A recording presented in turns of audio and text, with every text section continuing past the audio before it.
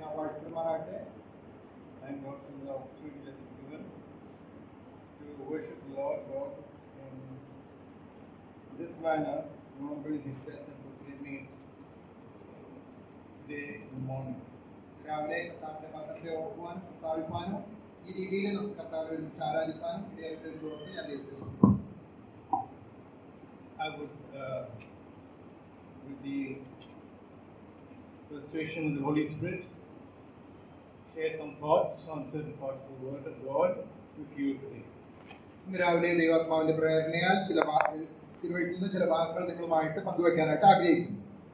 They are familiar verses, but we need to look at it more carefully. നമുക്ക് പരിചയമുള്ള ഭാഗങ്ങൾ തന്നെയാണ്, എങ്കിലും അത് വളരെ ശ്രദ്ധിച്ച് നോക്കുവാനായിട്ട് താല്പര്യപ്പെടുന്നു. Laws of a land, laws of God, are always placed for the purpose of governance of a society. ഒരു സമൂഹത്തിന്റെ ശരിയായ നടത്തിപ്പിനും പ്രവർത്തനത്തിനും വേണ്ടിയിട്ടാണ് ദൈവം നിയമങ്ങൾ ഒക്കെ സ്ഥാപിച്ചിരിക്കുന്നത് പോലെ ദേശത്തിലെ നിയമങ്ങളും അങ്ങനെ തന്നെയാണ്. So the law per se is a set of rules and regulations that gives an orderly nature to society. സമൂഹത്തിൽ ഒരു ക്രമമായി കാര്യങ്ങൾ നടക്കുവാനായിട്ടാണ് ഇങ്ങനെയുള്ള നിയമങ്ങൾ, അതിലടങ്ങിയിരിക്കുന്ന കൽപ്പനകളും ചട്ടങ്ങളും ഒക്കെയും വെച്ചിരിക്കുന്നത്.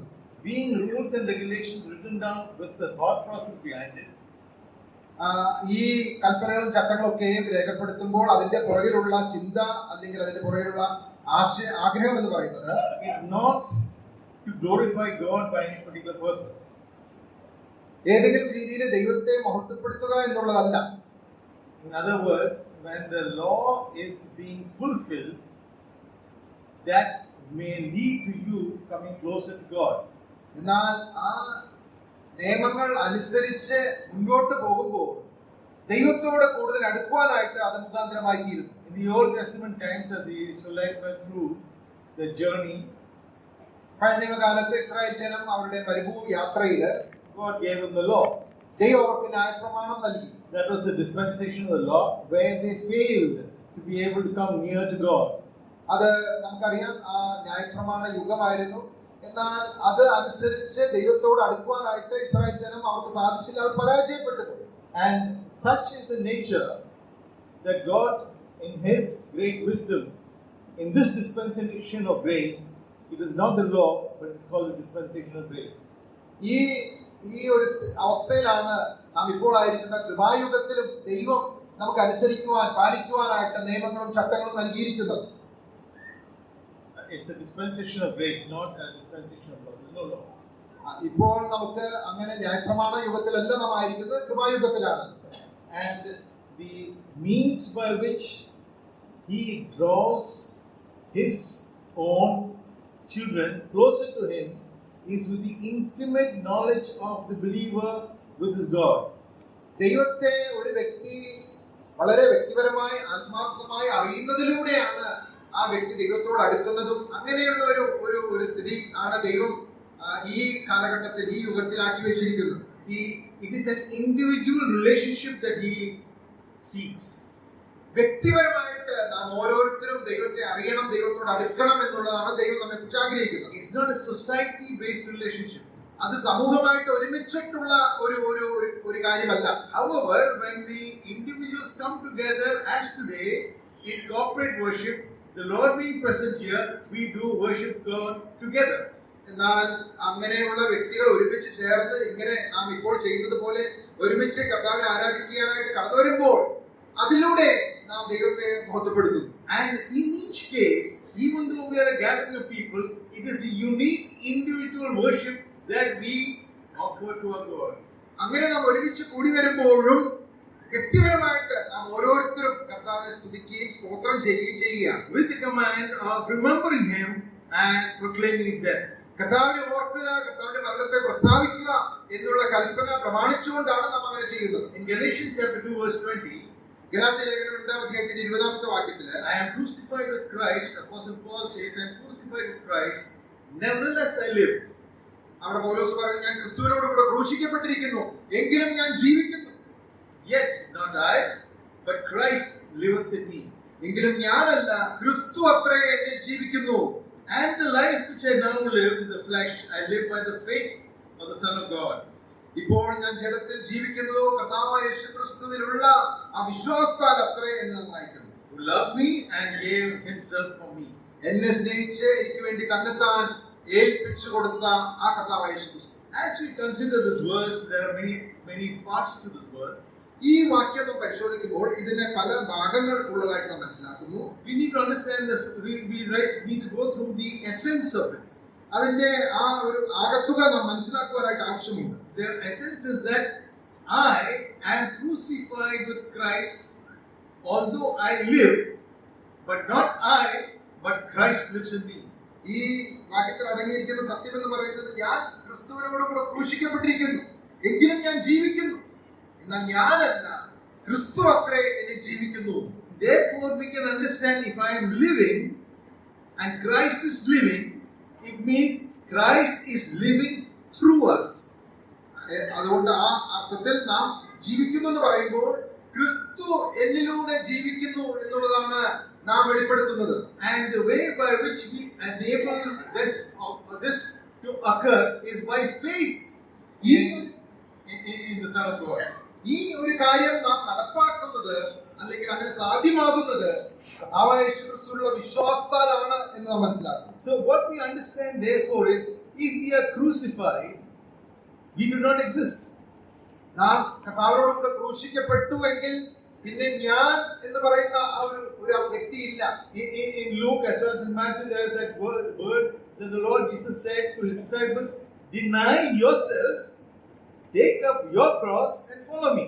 ആ സുവിശേഷങ്ങളിൽ മത്തായി സുവിശേഷം, മാർക്കോസ് സുവിശേഷത്തിലൊക്കെ കർത്താവ് ശിഷ്യന്മാരോട് പറഞ്ഞു, തന്നെത്താൻ ത്യജിച്ച് ക്രൂശെടുത്തുകൊണ്ട് കർത്താവിനെ അനുഗമിക്കുവാനായി. So the essence of salvation is I am crucified. അതുകൊണ്ട് രക്ഷയുടെ ആ അതിന്റെ അടങ്ങിയിരിക്കുന്ന സത്യം എന്ന് പറയുന്നത് ഞാൻ ക്രൂശിക്കപ്പെട്ടു എന്നുള്ളതാണ്. A believer is a believer because his old man is crucified. ഒരു വിശ്വാസി ആയിരിക്കുന്നത് അവന്റെ പഴയ മനുഷ്യൻ ക്രൂശിക്കപ്പെട്ടു എന്നുള്ളത് കൊണ്ടാണ്. Then the question arises where we, all of us, have sort of a difficulty in trying to understand what is the nature of a believer. അതുകൊണ്ട് ഒരു വിശ്വാസിയുടെ സ്വഭാവം എന്താണ് എന്നുള്ളത് നാം ചിന്തിക്കുമ്പോൾ, we do know in 2 Peter chapter 1 verse 4 it says that a divine nature has been given to us. ആ 2 പത്രോസ് 1 അധ്യായത്തിന്റെ 4 വാക്യത്തിൽ നാം ഇങ്ങനെ വായിക്കുന്നു, നമുക്ക് ഒരു ദിവ്യ സ്വഭാവം നൽകപ്പെട്ടിരിക്കുകയാണ്. And that is the other factor that we need to consider. അത് നാം ചിന്തിക്കേണ്ട മറ്റൊരു വിഷയമാണ്. So when until the time that we are crucified with Christ, which is about 2000 years back, നാം ക്രിസ്തുവിനോട് കൂടെ ക്രൂശിക്കപ്പെട്ടിരിക്കുന്നു എന്ന് നാം ചിന്തിക്കുമ്പോൾ അത് ഇന്നേക്ക് ഏകദേശം 2000 വർഷങ്ങൾക്ക് മുൻപ് നടന്ന ഒരു ചരിത്ര സംഭവമാണ്. In that aspect we had an old nature that was a sinful nature. ആ പശ്ചാത്തലത്തിൽ നാം ചിന്തിക്കുമ്പോൾ നമുക്ക് ഒരു പഴയ മനുഷ്യൻ നമുക്ക് ഉണ്ടായിരുന്നു. But now we have a divine nature.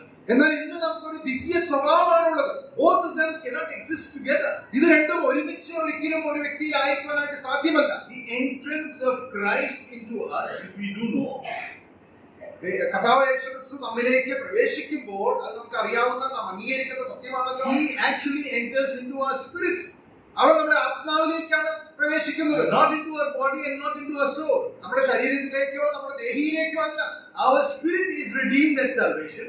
നമ്മുടെ ആത്മാവ് രക്ഷിക്കപ്പെടുമ്പോൾ വീണ്ടും ജീവിക്കുന്നു. Our body will be redeemed when the second coming of God. കർത്താവായ യേശുക്രിസ്തു വീണ്ടും വരുമ്പോൾ നമ്മുടെ ശരീരത്തിന്റെ വീണ്ടെടുപ്പ് നടക്കും. Whereas the soul is being redeemed continuously as we live our lives in favor of God. ഇന്ന് നാം ദൈവത്തെ പ്രസാദിപ്പിച്ച് ദൈവത്തെ അനുസരിച്ച് ജീവിക്കുമ്പോൾ നമ്മുടെ ദേഹി അനുദിനം രക്ഷിക്കപ്പെട്ടുകൊണ്ടേയിരിക്കുകയാണ്. Now, it is nothing new to look at it in that aspect. If we go back to Romans chapter 6 verse 3, ഈ പശ്ചാത്തലത്തിൽ റോമാലേഖനം 6 അധ്യായം 3 വാക്യത്തിലേക്കൊക്കെ നാം കടന്നു വരുമ്പോൾ there is a reflection of the same thing. ഈ ആശയം നമുക്ക് അവിടെ കാണുവാനായിട്ട് സാധിക്കുന്നു. Knowing not that so many of us were baptized into Jesus Christ, were baptized into his death. യേശുക്രിസ്തുവിനോട് ചേരുവാൻ സ്നാനമേറ്റവരായ നാം എല്ലാവരും അവന്റെ മരണത്തിൽ പങ്കാളികളാകുന്നു എന്ന് നിങ്ങൾ അറിയുന്നില്ലയോ? In chapter 6 and verse 6 to 8, knowing this that our old man is crucified with him. അതേ അധ്യായത്തിന്റെ 6 മുതലുള്ള വാക്യങ്ങൾ കാണുന്നു. നമ്മുടെ പഴയ മനുഷ്യൻ അവനോട് കൂടെ ക്രൂശിക്കപ്പെട്ടിരിക്കുന്നു. That the body of sin might be destroyed. ആ പാപ ശരീരത്തിന് നീക്കം വരേണ്ടതിന്. However, we do have a body. എന്നാൽ നമുക്ക് ഇന്നൊരു ശരീരമുണ്ട്. Now, there is this contradiction that Paul says, though my spirit wants to do the things that are right with God, the members of my body does otherwise. പൗലോസ് പറയുന്ന പോലെ എന്റെ ആത്മാവിൽ എനിക്ക് നന്മ ചെയ്യാനായിട്ട് ആഗ്രഹമുണ്ടെങ്കിലും എന്റെ ശരീരത്തിൽ അതിന് വിരുദ്ധമായിട്ടാണ് പ്രവർത്തിക്കുന്നത്. So how do we understand that complication? ഈ ഒരു സ്ഥിതിവിശേഷം നമുക്ക് എങ്ങനെയാണ് മനസ്സിലാക്കാനായിട്ട് സാധിക്കുന്നത്? We have been redeemed by the Spirit, in the Spirit. ആത്മാവിൽ വീണ്ടും ജനിക്കപ്പെട്ടവരായ നാം, we have a divine nature in the Spirit. ആ ദിവ്യ സ്വഭാവത്തിന് പങ്കാളികളായി തീർന്ന നാം, so that divine nature operates at the spirit level of a believer. ഒരു വിശ്വാസിയുടെ ആത്മാവിൽ ആ ദിവ്യ സ്വഭാവം പ്രവർത്തിച്ചുകൊണ്ടിരിക്കുകയാണ്. However, the members of our body seem to do otherwise.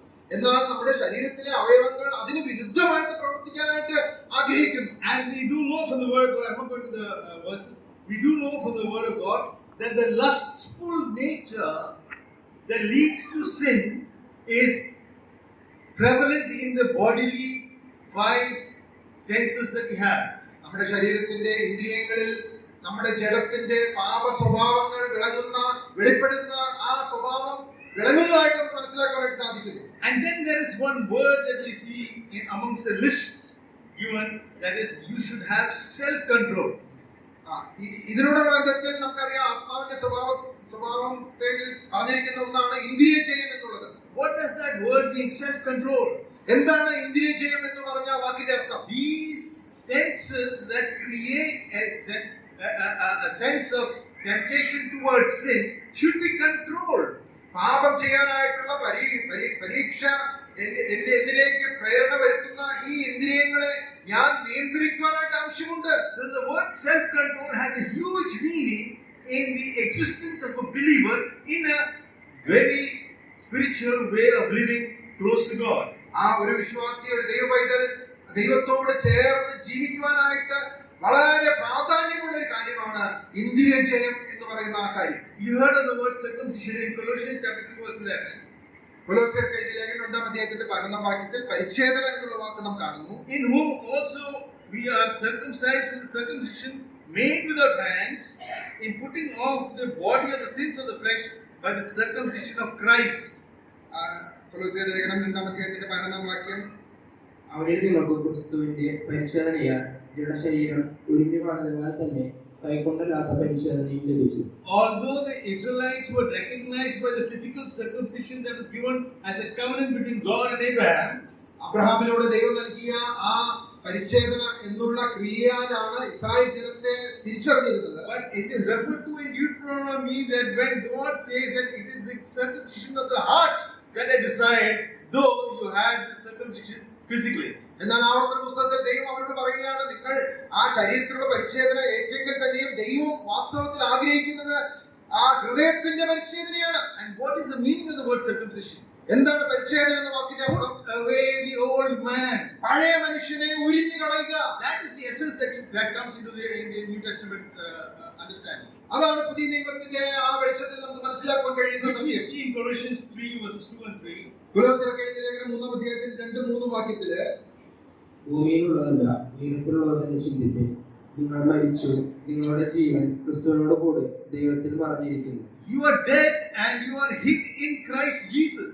നിങ്ങൾ മരിച്ചു, നിങ്ങളുടെ ജീവൻ ക്രിസ്തുവിനോട് കൂടെ ദൈവത്തിൽ മറഞ്ഞിരിക്കുന്നു. So when Apostle Paul says, I am crucified, ഞാൻ ക്രിസ്തുവിനോട് കൂടെ ക്രൂശിക്കപ്പെട്ടു എന്ന് പൗലോസ് ഓർപ്പിക്കുമ്പോൾ we should consider all these aspects that have been referred to in the Word of God in different circumstances. വിവിധ സ്ഥലങ്ങളിൽ തിരുവെഴുത്തിൽ രേഖപ്പെടുത്തിയിരിക്കുന്ന ഈ സത്യങ്ങൾ നാം അത് ഒരുപോലെ ഉൾക്കൊള്ളുവാനായിട്ട് ആവശ്യമുണ്ട്. But then എന്നാൽ അതിന് പുറമെ there is a normal saying, എന്റെ പഴയ മനുഷ്യന്റെ സ്വഭാവം എടുത്തു. We heard that, we've used that, we've meant to say, although that is an aspect, that is an expression, it is not necessarily the real meaning of it. നാം പലപ്പോഴും പറയുന്ന ഒരു കാര്യമാണ്, എന്റെ പഴയ ആ മനുഷ്യൻ ആ സ്വഭാവം വെളിപ്പെട്ടു വരാനായിട്ട് ഇടയായി തീർന്നു. അത് സത്യമല്ലെങ്കിൽ പോലും നമ്മൾ അങ്ങനെ പറയുന്നു. There was this believer, newfound believer, ഒരു പുതിയ യവനക്കാരനായ വിശ്വാസി he went back to his college. താൻ തിരിച്ച് തന്റെ കോളേജിലേക്ക് മടങ്ങിപ്പോയി. When he came back to his church, താൻ വീണ്ടും മടങ്ങി പള്ളിയിലേക്ക് വന്നപ്പോൾ and he met his mentor. തന്നെ ആ ആത്മീയമായിട്ട് സഹായിച്ച വളർത്തിയ ആ വ്യക്തിയെ താൻ കണ്ടു. And he said, I am very miserable. എന്റെ ജീവിതം വളരെ പ്രയാസകരമായ സാഹചര്യത്തിലാണ് എന്ന് അദ്ദേഹത്തോട് പറയുന്നു. What happened? എന്ത് പറ്റിയെന്ന് അദ്ദേഹം ചോദിച്ചു. I went away with a joyous feeling of being a redeemed person. ഒരു വീണ്ടെടുക്കപ്പെട്ട പൈതൽ എന്നുള്ള സന്തോഷത്തോടു കൂടിയാണ് ഞാൻ ഇവിടെ നിന്ന് പോയത്. However, in the company of my persuasive friends in the college, എന്നാൽ കോളേജിലുള്ള എന്റെ സുഹൃത്തുക്കളുടെ ആ വലയത്തിൽ അവരുടെ സ്വാധീനത്തിൽ I fell into temptation. ഞാൻ പരീക്ഷിക്കപ്പെട്ടു. Now I feel very miserable. ഇപ്പോൾ എനിക്ക് വളരെ പ്രയാസമുണ്ട്, ദുഃഖമുണ്ട്. That I did something that I shouldn't have done. ഞാൻ ചെയ്യാൻ പാടില്ലാത്ത കാര്യം ചെയ്യാനായിട്ടിടയായി. The mentor told him this. അദ്ദേഹത്തിന്റെ ആത്മീയ പിതാവ് ഇങ്ങനെ അദ്ദേഹത്തോട് പറഞ്ഞു, if you were not born again, നീ വാസ്തവത്തിൽ രക്ഷിക്കപ്പെട്ടിട്ടില്ലായിരുന്നുവെങ്കിൽ, and if you had fallen into that same act of having a faith or more, ഇതേ പാപത്തിൽ നീ വീണിരുന്നുവെങ്കിൽ, would you feel miserable? അപ്പോൾ നിനക്ക് ഇങ്ങനെ പ്രയാസമോ ദുഃഖമോ തോന്നുമായിരുന്നോ? Of course not, because I am not hurting anybody. ഒരിക്കലും ദുഃഖം തോന്നിയില്ല, കാരണം ഞാൻ ആരെയും വേദനിപ്പിക്കുന്നില്ല. But now you are feeling miserable after you have become a believer. എന്നാൽ ഇപ്പോൾ നീ ഒരു ദൈവവൈദ്യനായതുകൊണ്ടാണ് നിനക്ക് ആ ദുഃഖവും വേദനയും അനുഭവപ്പെടുന്നത്. Because you hurt your master. നിന്റെ യജമാനനെ നീ ദുഃഖിപ്പിച്ചതുകൊണ്ട്, വേദനിപ്പിച്ചതുകൊണ്ട്. That means you have a divine nature in you. അതിന്റെ അർത്ഥം നിന്നിൽ ആ ദിവ്യ സ്വഭാവമായി അടങ്ങിയിരിക്കുന്നു എന്നുള്ളതാണ്. It is not that his old nature is resurrected. ആ പഴയ സ്വഭാവം വീണ്ടും ജീവിച്ചു വന്നതല്ല. He fell into temptation. പരീക്ഷയിൽ അവൻ വീണു എന്നുള്ളത് ശരിയാണ്. But the end result of that was he was uncomfortable, he was miserable, he was disappointed, he felt sad.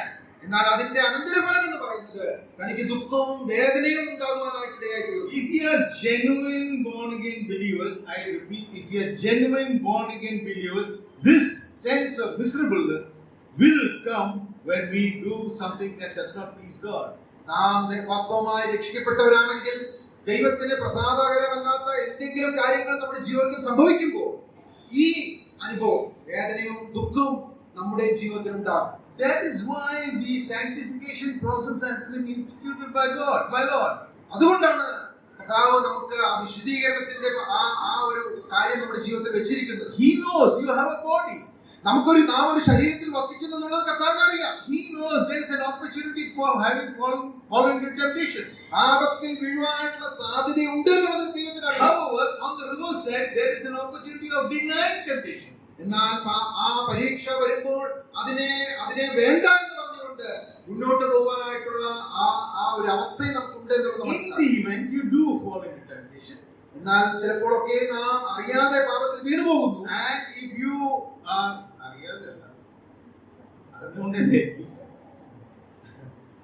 if you then start feeling miserable, surely the Spirit of God is dealing with you.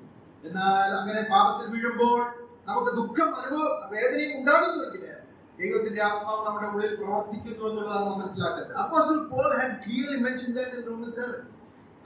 റോമർ ലേഖനം 7-ാം അധ്യായത്തിൽ ഈ കാര്യം പൗലോസ് വ്യക്തമാക്കിയിരിക്കുന്നു. Where there is this battle that goes on between the flesh, the bodily emotions, as against the Spirit's guidance.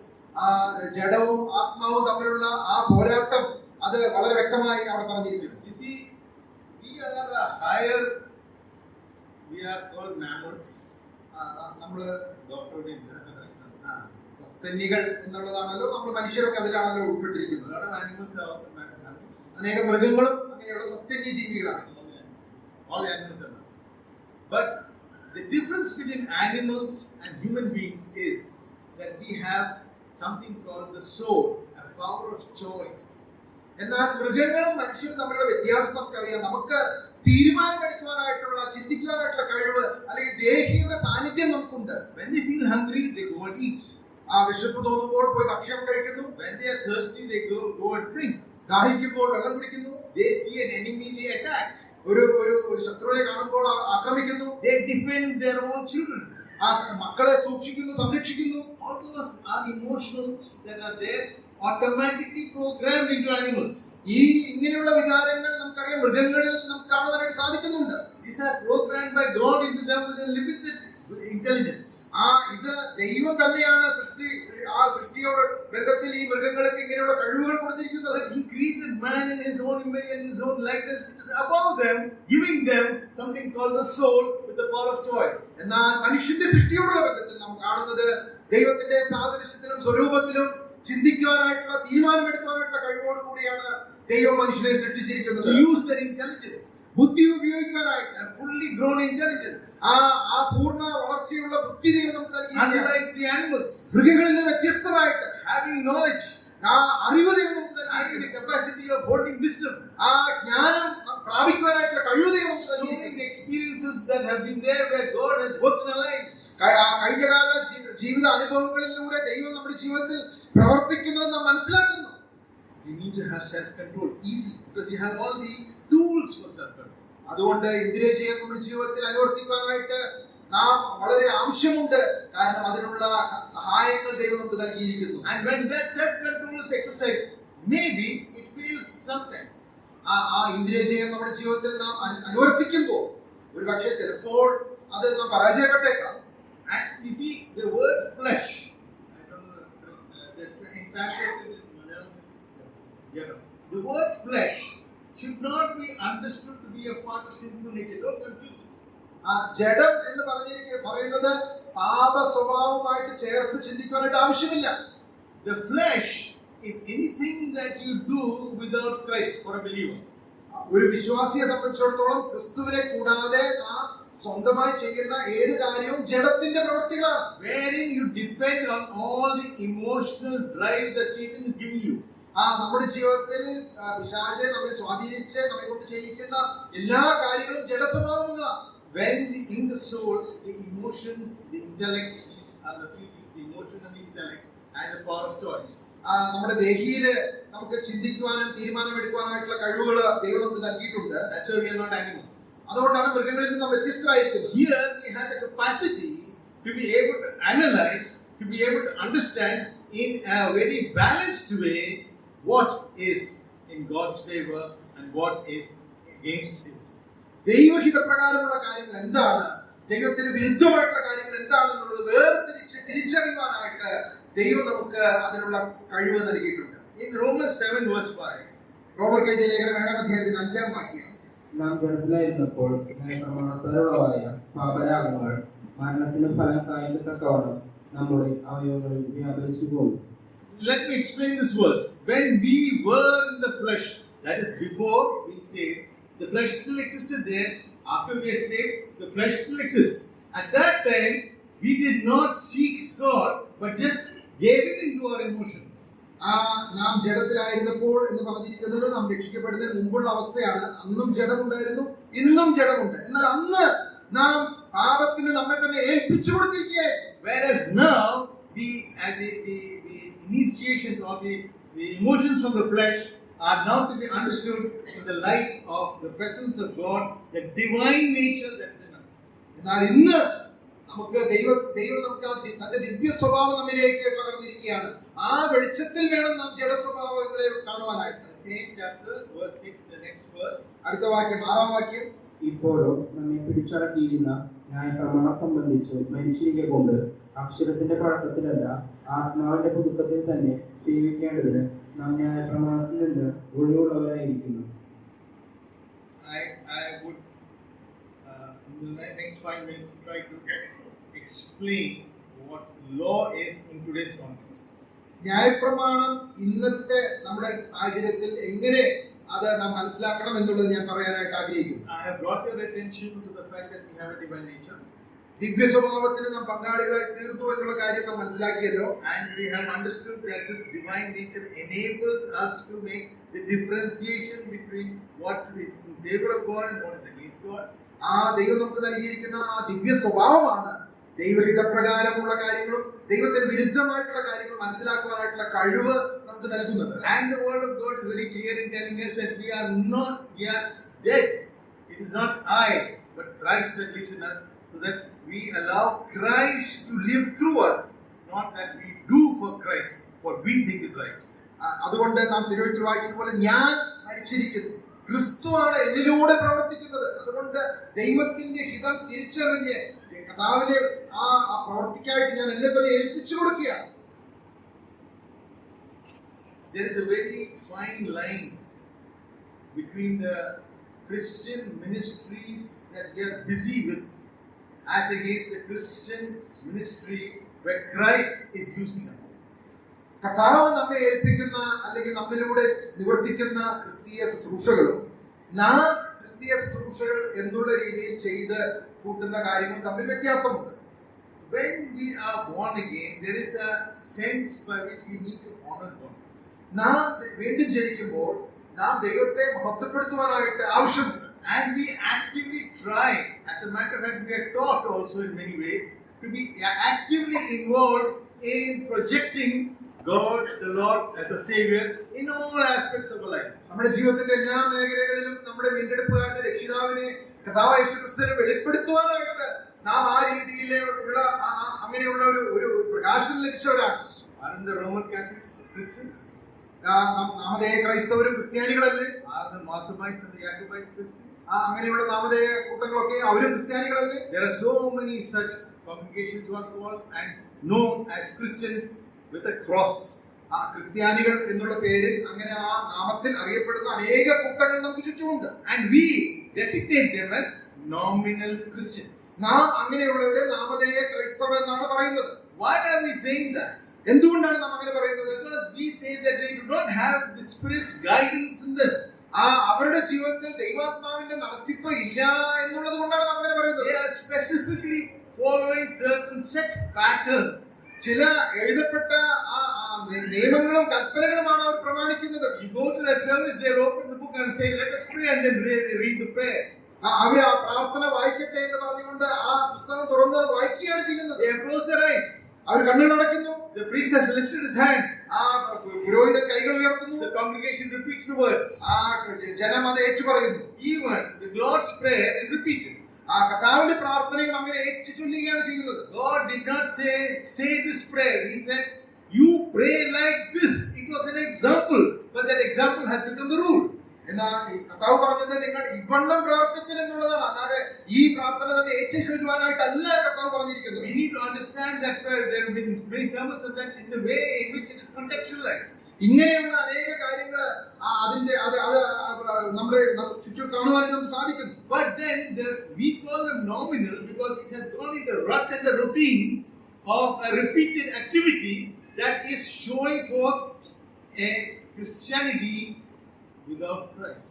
ക്രിസ്തു ഇല്ലാത്ത ക്രിസ്തീയ രീതികൾ വെളിപ്പെടുത്തുന്ന ചട്ടങ്ങളും പ്രമാണങ്ങളുമായിട്ട് ഇങ്ങനെയുള്ള ആചാരങ്ങൾ നമുക്ക് നാമധേയ ക്രൈസ്തവ കൂട്ടങ്ങളിൽ കാണുവാനായിട്ട് And the സാധിക്കും. congregation of the Christians do consider that to be very holy and sacred. അങ്ങനെയുള്ള കൂട്ടങ്ങൾ അതൊക്കെ വളരെ വിശുദ്ധമാണ് എന്നാണ് അവർ ചിന്തിക്കുന്നത്. 6:30 in the morning, if I sit outside my veranda, I see that whole line of people going to see Kurvana കാണുന്നു. അതിരാവിലെ ഞാൻ അവിടെ ഇരിക്കുമ്പോൾ ആ കുർബാന കാണുവാനായിട്ട് അനേകരെ അങ്ങനെ പോകുന്നവർ കാണുന്നു. And in the return journey, I hear two of them arguing against each other. അവർ മടങ്ങി വരുമ്പോൾ രണ്ടുപേരും തമ്മിൽ തർക്കിക്കുമെന്ന് ഞാൻ കേൾക്കുകയാണ്. So what happened to them? What they went to the church? അവർ പോയി എന്ത് മാറ്റമാണ് അവരുടെ ജീവിതത്തിൽ സംഭവിച്ചത്? This is a routine that is unconsciously repeated as an expression of being a Christian. അതുകൊണ്ട് ആ ഒരു ക്രിസ്ത്യാനി എന്നുള്ള പേരിൽ മാത്രം നിന്നുകൊണ്ട് ഒരു ആചാരമായിട്ട് ഈ കാര്യങ്ങൾ ആവർത്തിക്കപ്പെടുകയാണ്. Has this crept into our assemblies? പ്രിയമുള്ളവരെ, ഇങ്ങനെയുള്ള കാര്യങ്ങൾ നമ്മുടെ ഇടയിലേക്ക് കടന്നു വരുന്നുണ്ടോ? Some have defined that there is a nominal brethren church. നാമധേയ ബ്രദറൻ സഭ എന്നുള്ള ആ ഒരു അവസ്ഥയിലേക്ക് നാമും മാറുന്നുണ്ടോ? What is the difference? എന്താണ് വ്യത്യാസം? Christ in us, through us, lives his life. ക്രിസ്തു എന്നിലൂടെ പ്രവർത്തിക്കുന്നു, ജീവിക്കുന്നു. I do not. ഞാനില്ല. Christ himself works us. We do not work for Christ. ക്രിസ്തു എന്നിലൂടെ പ്രവർത്തിക്കുന്നു. ഞാൻ ക്രിസ്തുവിന് വേണ്ടി, കർത്താവിന് വേണ്ടി പ്രവർത്തിക്കുകയല്ല. Dear brothers and sisters, we need to be very careful to understand that this relationship of intimacy with God is more important than being able to have accolades from the Christian church for having done a lot of ministries. അതുകൊണ്ട് കർത്താവിനെ കുറിച്ചിട്ടുള്ള ഇങ്ങനെയുള്ള ഒരു അറിവാണ് നമ്മുടെ ജീവിതത്തിൽ പ്രാധാന്യം അറിയിക്കുന്നത്, അല്ലാതെ ആ പേരിൽ നാം എന്തെങ്കിലും ചെയ്തു കൂട്ടുന്നതല്ല. Christ living through us, ക്രിസ്തു എന്നിലൂടെ ജീവിക്കുന്നത്, and not I living for Christ. ഞാൻ കർത്താവിന് വേണ്ടി ജീവിക്കുന്നതല്ല. May God add His blessings to His word and may His name alone be glorified. കർത്താവ് തന്റെ അനുഗ്രഹങ്ങൾ ഈ വചനത്തിന് മേൽ നൽകുമാറാകട്ടെ.